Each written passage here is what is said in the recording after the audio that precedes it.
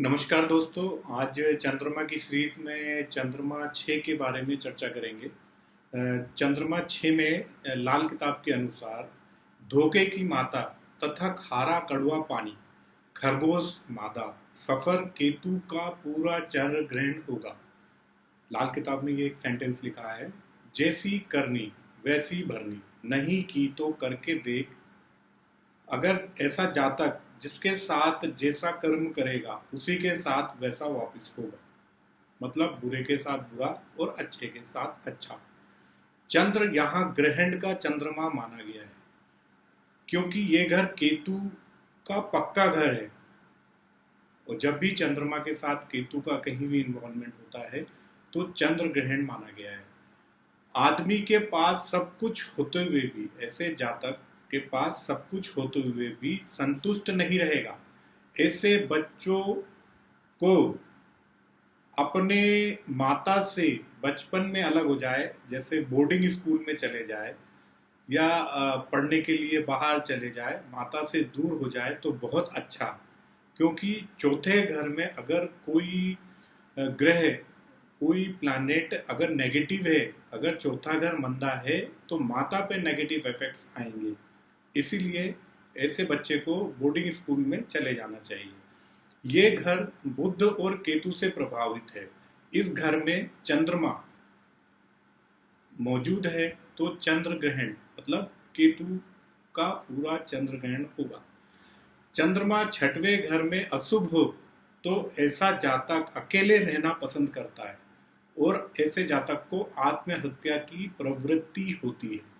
कुछ एक योग बनते हैं जब ये आत्महत्या की प्रवृत्ति होती है, उसके बारे में डिस्कस करूंगा। जैसे चंद्रमा 6 में हो और उसी समय बुध अगर दूसरे भाव में हो तो सोसाइटियल टेंडेंसी होती है, जिंदगी खाना बदोसी जैसी होती है।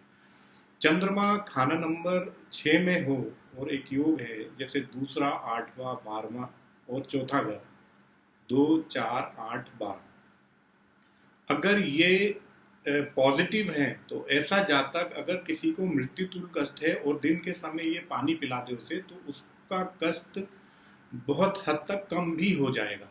चंद्रमा खाना नंबर 6 के वक्त अगर मंदे ग्रह 2, 4, 8, 12 में हो, अगर 2, 4, 8, 12 में मंदे ग्रह हो तो केतु और शुक्र का भी नेगेटिव फल होगा। पिता परिवार को दिक्कत, माता परिवार को दिक्कत, मतलब बुरा फल ही होगा। और यह सिर्फ 34 साल तक की उम्र तक रहेगा।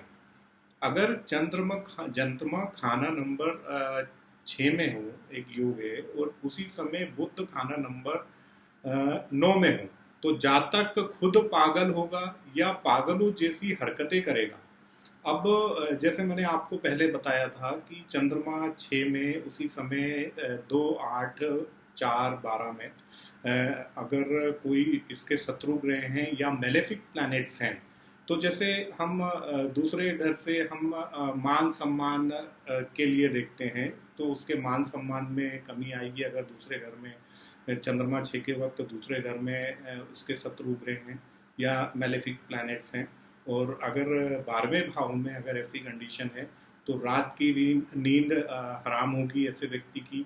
सुख आराम गृहस्थी की हालत के लिए हमें 12वें घर से देखना है। और उसी समय 8वें घर में अगर कोई शत्रु ग्रह है और चंद्रमा 6 में है तो आयु के बारे में इसमें देखेंगे कि आयु कैसे देखी जाएगी, क्योंकि अगर मैलेफिक है तो आयु में भी प्रॉब्लम हो सकती है। अगर चौथे भाव में मैलेफिक प्लैनेट हैं तो चौथा भाव माता का भी है, तो माता की आयु में दिक्कत हो सकती है ना, माता से प्रॉब्लम हो सकती है, नानी को प्रॉब्लम हो सकती है। ऐसे बहुत सारी चीज़ें, ऐसे योग बनते हैं।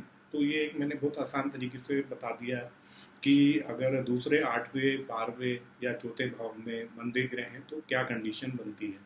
अगर चंद्रमा 6वें भाव में है और उस समय मंदा, चौथा घर मंदा है, तो ऐसे जातक की माता या नानी का या दोनों का सुख प्राप्त नहीं होता है।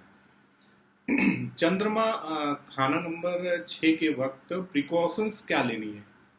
चंद्रमा खाना नंबर 6 के वक्त प्रिकॉशंस ये लेनी है कि पानी, बर्फ, चावल, सफेद रंग की चीजें जो चंद्रमा की कारक चीजें हैं, उनका दान हमको नहीं करना है।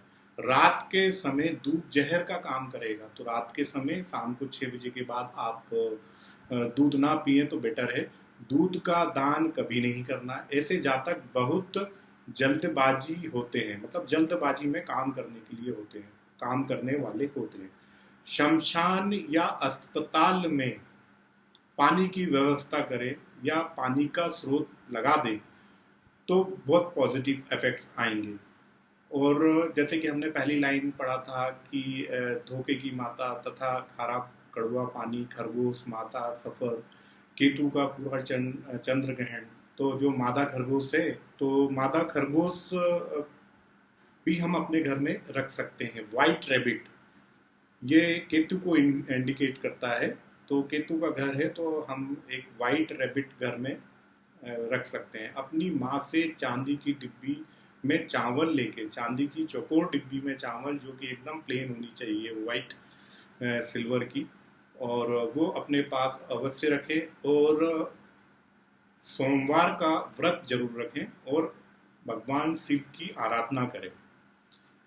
दोस्तों, आज के वीडियो में इतना ही। नेक्स्ट वीडियो में हम चंद्रमा 7 के विषय में चर्चा करेंगे।